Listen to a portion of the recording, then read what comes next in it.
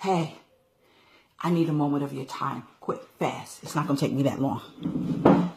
Sometimes when I wake up in the morning, with books in my head. And this morning I woke up with The Giving Tree by Shel Silverstein. It's one of my favorite stories. And it's a story about a little boy that found favor with a tree. And this tree loved this little boy. And the little boy would go to the tree and he would say, "Let's play." And the tree would sway.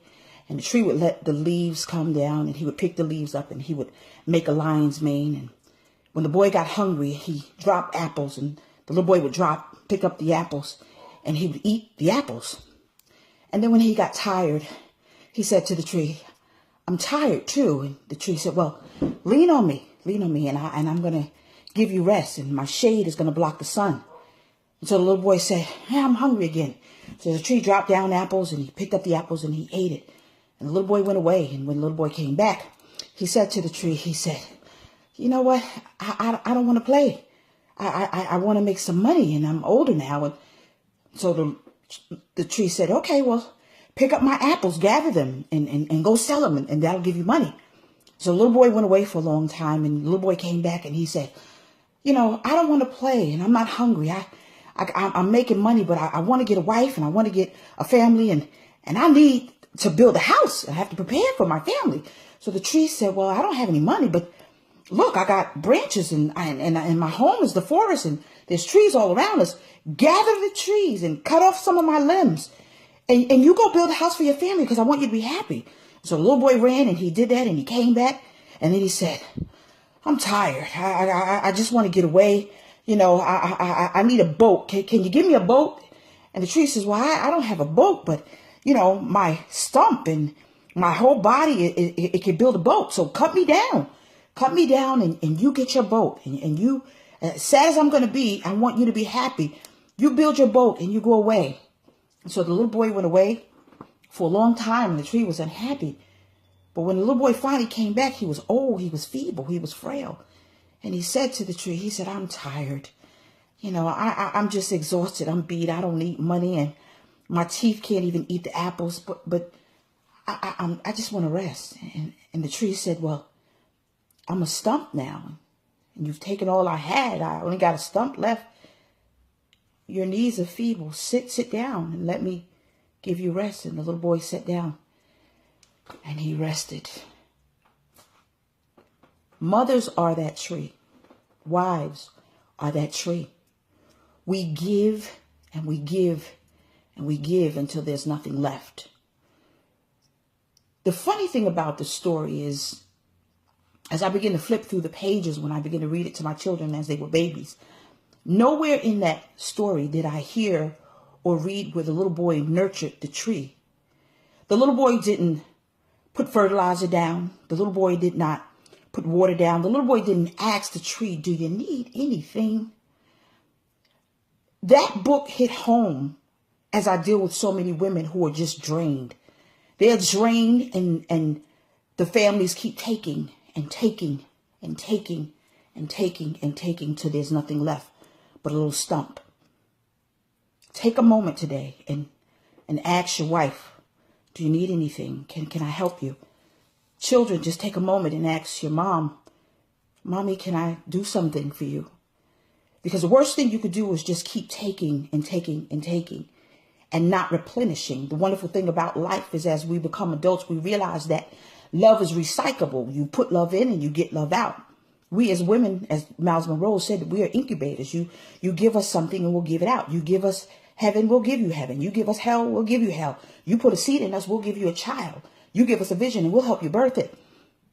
But the little boy was just so selfish because it's a book about selfishness where he just took and he took and he took and he went away and he disappeared for years. But when he needed something, he came back. He came back to her, but yet she kept on giving and she kept on giving until she became a little stump. And even though she said to him, "I have nothing left," what she had left, she gave it. And one thing about women, we're givers, we're nurturers. We'll keep giving, we'll keep giving. But the person that keeps taking needs to stop and pause and say, "Wait a minute. I got to nurture that thing so she can have something to give me." So many husbands are dealing with women who are angry because you're taking. And what are you putting back into your wife? So that when you come home, you can receive peace. You can receive a meal. You can receive everything that you need. What are children doing to say, Mom, I need, and for her to give of herself, her time, her energy, her finances, or whatever, for you to get it, you have to show her that you're grateful. You have to show her that you appreciate her. I know for my mother, God rest her soul, she went home, but when she went home, I remember that she put so much in me that was beautiful, that every Thursday she received fresh flowers from me. Every Thursday, like clockwork. I would take her into the store and I would say, don't get one pair of shoes, Mommy. Get all three. Whatever you want, you get it. I would nurture her and I would sit at her feet and I would glean from her and I would learn from her. And she was able to understand that I not just was her daughter, but I was her friend.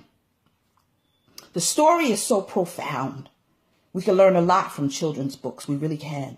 Because it teaches character. It's a character building process that you put in a child and hopefully it'll stick. But we are the giving trees, women. We give, and we give. And we have people who just take in our family, our husbands and our children. They just take and they take and they take. Because the little boy even didn't say, well, tree, do you need anything? You need me to mow the grass around you, do you? But the tree said, I want you to be happy. Do you realize how strong it is for women to sacrifice themselves? I was speaking to a girlfriend the other day, and I'm going to let you go. And she said that she watched her mother feed everybody, but she never ate. She watched her mother do things, but she didn't do. Because Mommy had counted the pennies to make sure that they ate. And even though she sacrificed it because she didn't have. I remember even as a little girl, I shared the story, and my mother could not afford all of us to have McDonald's at the same time, because even though my father worked and he made good money, there were times when she had to budget. And one time she took us to McDonald's on Fulton Street and she bought one Big Mac, and she had 4 children, and she cut the Big Mac in 4s and got a large fry, and she gave us a little bit of the French fries, a large soda, and poured us a little bit. And since we were children and babies, that was enough. And she would sit back and she would just watch us eat, and she would smile because she was giving us something. One thing about women, we give because it makes us happy. But we're not to be taken for granted because we do that, because God has given us that ability. Understand the story of Adam and Eve. Adam had, Eve received. And so if you're a husband, please understand that your job is to replenish your wife. If you're a mother, your children's job is to replenish you. Don't wait for your birthday, holiday, Christmas. No. That's fine. But get a replenishment day and tell your children, even if they're small, they don't know, today you're going to do the dishes. Today, Mommy needs a break. Today, we're going to give you a coupon, and that coupon is to rub Mommy's back. Because sometimes children don't know, but when children get older, don't allow them to drain you dry. Don't allow your husband, hopefully if he's smart, he'll get this message and say, it's time for me to replenish my wife. The Giving Tree is a wonderful story. I admonish you all to get it if you've never heard the story. And if you've heard the story, apply it. I admonish couples to get it and read it to each other. That's what I would do if I was counseling couples. Read The Giving Tree to each other, so that you won't be selfish and you'll realize that your husband or your wife needs replenishment. Women specifically, we need to be replenished. And it's not about sex. Sex is a wonderful thing. You're married, have lots of it. However, when your wife is tired, she won't even tell you because she doesn't want to rattle your feathers. But be man enough to realize it is my job to replenish her. Baby, what you need me to do? Stop by a mall, pick up flowers, get her a card. Tell her every day, thank you. Speak life into her. That makes her feel good. Believe it or not, she's waiting for you, attaboy. She's waiting for it. Pray over her. Get her favorite meal or her favorite cupcake or cookie. When I was married, I remember that I was married before I married Calvin. But I would do something. I would take Hershey Kisses and I would stick them on the seat of my husband at the time. He didn't appreciate it, and that's why we divorced. Oh.